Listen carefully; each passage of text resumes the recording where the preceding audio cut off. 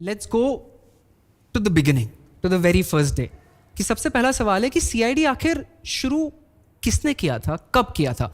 As far as my knowledge is concern 1998 में पहला episode air हुआ था, पर जितना मैंने पता किया है कि 92 में पहला एपिसोड शूट हो चुका था। तो if somebody wants to shed some light कि BP Singh sir I think is the one who started it, how it all came about? Brain child Singh साहब का ही है, बीपी सिंह साहब। तो उन्होंने उससे पहले एक 00 मराठी शो बनाया था which was again a cult detective series था। वो बहुत ही पॉपुलर, सिर्फ 4 दिन, अगेन एक फिल्म, क्राइम फिल्म। उसके अलावा उन्होंने काफ़ी सारे सीरीज लिख के रखे थे, बट कहीं भी वो सिलेक्ट नहीं हो रहा था, अप्रूव नहीं हो रहा था। और 92 में उन्होंने पायलट एपिसोड शूट किया शिवाजी साटम को हैज एसीपी प्रद्युमन लेकर, और उस वक्त टीम उनके इर्द गिर्द जो बाकी के कॉप्स थे वो डिफरेंट थे 92-93 में। और उसके बाद जब उन्होंने वो 8 एपिसोड पायलट एपिसोड्स बनाए और काफ़ी जगह पे वो गए, धक्के खाए, कहीं हुआ नहीं। 95-96 में सोनी में 8 अप्रूव हुआ, जो सुपरनैचुरल सीरीज था और बहुत ही ज़्यादा पॉपुलर था। रेटिंग मेरे अंदर से आहट की जैसे जो रेटिंग आज भी शायद हमारे टेलीविजन में किसी सीरीज को नहीं है, आहट का वो रेटिंग हुआ करता था 95-96 जब सोनी जस्ट स्टार्ट हुआ था। और उस वक्त प्रोडक्शन हाउस का चैनल के साथ रिलेशंस बहुत अच्छे थे। तो 96 से हमारे सर ने, और उस वक्त तक शायद प्रदीप कपूर भी जुड़ गए थे एज अ प्रोड्यूसर फायरवर्क्स में, और उन्होंने ये सीआईडी का जो उनका पायलट एपिसोड पिच किया था कि ये हमारा क्राइम शो है, देख लो, आप इसको अप्रूव कर लो। But initially they were quite reluctant. उनका ये कहना था कि हम लोग फैमिली ड्रामा, और चलो हमने अभी सुपरनैचुरल पे टच किया है, बट क्राइम थ्रिलर्स को हम लोग अभी अप्रूव नहीं करेंगे। तो उसको वैसे ही बैक बर्नर पे था वो कुछ समय तक, और 97 एंड होते होते उन लोगों ने अप्रूव किया और स्लॉट मिला हमको 98 जैन से। सो सीआईडी जो पहला एपिसोड ऑन एयर गया था दैट वाज 28 जैन 1998।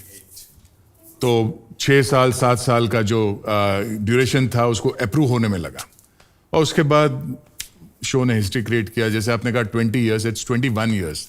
98 जैन में शुरू हुआ था, इट एंडेड अक्टूबर 2018, तो इट वाज 21। भाई 20 साल, 2 डेकेड्स आप लोगों ने सीआईडी को आइकॉनिक बनाने के लिए दिए, so thank you so much. आप सबके कारण हमारा childhood was so interesting because it was one of दो शोज जिसमें क्राइम रिलेटेड सारी बातें थी पर क्राइम कभी दिखाते नहीं थे। तो हमारे पेरेंट्स भी हमें देखने देते थे कि आप सीआईडी देख लीजिए, इसमें कोई प्रॉब्लम नहीं, खून खराबा होता है। ये बहुत ध्यान रखा जाता था कि ये फैमिली व्यूइंग होनी चाहिए। हमारे सर बीपी सिंह साहब इस बात का ध्यान रखते थे कि दादा भी देखे, पोता भी देखे, घर के सारे लोग एक साथ देखें, कोई ऐसा मोमेंट ना क्रिएट हो जब एक दूसरे की तरफ देखने लगे या अनकंफर्टेबल मोमेंट रहे। ये हमेशा फैमिली शो रहा। बच्चे हमारे मेन ऑडियंस थे, टारगेट ऑडियंस थे, तो ये ध्यान रखा जाता था कोई ऐसे सीन ना दिखाएं।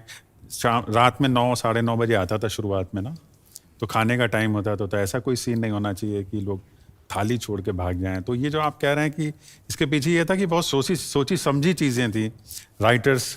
Yeah, we were told that don't write anything that the son will ask a father a very awkward question, and the next day the show will be stopped for the family. So we were told to be very careful about that. Ki don't write anything that would affect that. But that would be so tough, ma'am. Like 1500 episodes में ये maintain करना कि ऐसा कुछ कभी ना दिखाया जाए। And writing था। एक अजीब संयोग है हमारे संस्कारों में, हमारी संस्कृति में। भरत मुनि एक हुए हैं ऋषि जिन्होंने नाट्य शास्त्र की रचना की थी, और उस नाट्य शास्त्र में सारे रसों का वर्णन था। एक रस होता है जिंदगी में जो होता है भयावह, जुगुप्सा, जिसको देख करके अजीब सा लगता है, घृणा सी होती है। बिना जाने हुए भी कहीं हमारे मेकर्स में ये बात थी, चाहे उन्होंने भरत मुनि को नहीं पढ़ा हो, लेकिन क्योंकि हिंदी संस्कृति, हिंदुस्तान की जो संस्कृति थी वो उनके अंदर इतनी थी कि 22 साल तक एक एपिसोड में भी वो जुगुप्सा का, घृणा का रस आया ही नहीं। ये इतनी कमाल की संस्कृति हमने सीआईडी में बाकायदा मेंटेन की, जो कि एक हिंदू संस्कृति और इंडियन जो वैल्यूज हैं उनके साथ देखिए, जो भरत मुनि से चले आ रहे हैं।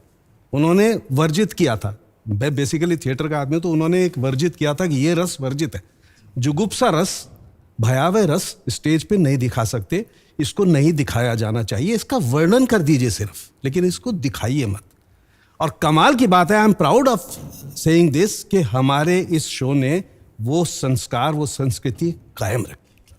बहुत सॉलिड राइटिंग टीम थी हमारी एक्चुअली। सिंह साहब उसको लीड कर ही रहे हैं, सिंह साहब ने बहुत लिखा, श्री राम राघवन, श्रीधर राघवन, क्रिस्टेबल जो हमारे ईपी भी रही और क्रिएटिव रही एक्चुअली, सारी सीआईडी को देखती थी, तो ये लिखती थी। और राइटर्स के बारे में आप रजत अरोड़ा, प्रबल बरुआ, संतोष शेट्टी, तो एक बहुत ही सॉलिड राइटिंग की टीम थी, काफी टैलेंटेड लोग थे। आई हर्ड फ्रेडी सर ने भी कुछ एपिसोड्स लिखे हैं, फडणवीस सर ने। Yes, he had good story ideas. So he used to give us the ideas and we used to write. I'll be very honest, आप सब तो फेवरेट हैं ही, नो डाउट। फ्रेडी सर मेरे फेवरेट हैं। बहुत लोगों के हैं, बहुत लोगों के कॉमेडी का तड़का जो है उनका just amazing. For that matter मेरे पास ये भी सवाल है कि आपकी इंडिविजुअल कास्टिंग्स कैसे हुई? लाइक जितना मैंने पता किया है, रिसर्च की, मुझे पता चला कि शिवाजी सर शो में आने से पहले या एक्टिंग फील्ड में आने से पहले करीब 23 साल तक he was a cashier in a bank. So from shifting from a cashier to acting and specifically of becoming like a legendary character of Indian television, तो आप लोग इंडिविजुअली कैसे कैसे सीआईडी का पार्ट? उन्होंने थिएटर भी बहुत किया है, मराठी थिएटर काफी किया है। यहाँ पे मराठी थिएटर्स में जितने लोग हैं आपको बैंकर्स ही मिलेंगे। ज्यादातर जितने भी मराठी स्टेज एक्टर्स हैं, most of them 90% of them are working for some bank और द अदर। तो उनका पूरे दिन बैंक में काम करते थे, शाम को जो पास टाइम, आजकल के लोग कुछ और करते हैं, बट उनका पास टाइम वही था, जाके रिहर्सल करो, नाटक का पूरा डायलॉग्स पढ़ो और बैठ के वहाँ पे रिहर्सल करो, एंड देन एक परफॉर्मेंस दो। उनका इंटर बैंक कॉम्पिटिशंस होते थे। तो most of the Marathi actors they knew each other, because inter state और इंटर बैंक जो कॉम्पिटिशन होते हैं वहाँ पे सब एक दूसरे से मिलते थे। तो पैशन तो था एक्टिंग का, तो वो करते थे। और उसी तरह, और जो सीआईडी में आपने बोला, it is basically CID was conceived for mister Satam. हाँ, शिवाजी सर के लिए ही लिखा था बीपी सर ने। बीपी सर ने बोला था कि अगर तू नहीं तो सीआईडी नहीं, मैं नहीं बनाऊंगा, I am making this show just for you. So BP sir knew Shivaji sir beforehand? एक मराठी था प्ले अपना, उसमें साटम साहब लीड थे, तो एक बॉन्डिंग था, ओल्ड फ्रेंड्स थे। And if I am not wrong, BP sir ने यहाँ पर दूरदर्शन के लिए काफी काम किया है। दूरदर्शन के ही कैमरामैन थे वो। दूरदर्शन के cameraman He was a reporter initially. No, He was a cameraman. Doordarshan के उन्होंने एफटीआई से कैमरामैन और डायरेक्शन दोनों में कोर्स किया हुआ था। तो यहाँ दूरदर्शन में वो कैमरामैन थे, और दूरदर्शन में कैमरामैन होने के साथ साथ वो Marathi But he is one of the कितने best कलाकारों के साथ बहुत technicians उनका अच्छा in the हुआ। industry. One of the best technicians in the industry. मैंने ऐसा जीवट वाला कैमरामैन नहीं देखा सर। वो इंस्पायर करते हैं, आज तक भी इंस्पायर करते हैं, लेकिन जब वो शूट करते थे तो उनको देख करके लगता कि कुछ चीजें ऐसी होती थी, हम मेरे ख्याल से सभी लोग सोचते थे ये कैसे कर पाएंगे यार, मतलब, और वो कंधे पे कैमरा उठा करके चल देते थे। वो जो आउट ऑफ द बॉक्स सोचना जो होता है ना, आई थिंक हमारे इंडस्ट्री में टेलीविजन हो या फिल्म्स हो, सिंह साहब के अलावा कोई सोच नहीं सकता। वो जो सोचते हैं, हमको पहले लगता है कि मजाक कर रहा है क्या ये आदमी, मतलब ऐसे कैसे हो सकता है? Out of the box. Like CID 111, one single shot. 111। जब उन्होंने सुना, हमने बोला ये कुछ पी के आया है, पता नहीं कुछ सूंघ के आया है, क्या बोल रहे हैं? 111 वन सिंगल शॉट कैसे हो सकता है? Correct. Is it possible? बोला जो वर्ल्ड रिकॉर्ड जो हुआ तो वो डॉक्यूमेंटरी था यार, वो कैमरा लेके जा रहा था, घूम रहा था। Crime तो thriller उसमें नहीं। कैसे क्राइम थ्रिलर शूट करोगे जहां पे मर्डर होगा, बैक स्टोरी है, पूरे लोकेशन को एक्सप्लोर करना है, वन सिंगल शॉट में कैसे होगा? उस आदमी ने सोचा, एंड ही वाज कन्विंस्ड कि मैं करूंगा इसको। जिनको नहीं पता, I would like to tell the audience here, तो जिन बीपी सिंह सर की बात हो रही है, is full name is Brijpal Singh. Brijendra Pal Singh FTI के प्रेसिडेंट रह चुके हैं for so many years, one of the legendary icons of Indian television. और जिस एपिसोड की बात कर रहे हैं, Guinness book of world records में नाम है इस एपिसोड का। 111 मिनट का episode without any single cut, one single shot. CID ने हिस्ट्री बनाई थी उस एपिसोड के बारे में, एंड आई थिंक वो एपिसोड नंबर भी 111 था। This That was is- also mentioned in Limca Book of it Records. Was 1 hour 51 minutes ना, तो that is 111। Okay, 111 111 minutes. 111 minutes. minutes. So अगर आपने नहीं देखा है तो सबसे पहले जाकर वो पूरा एपिसोड देखिए.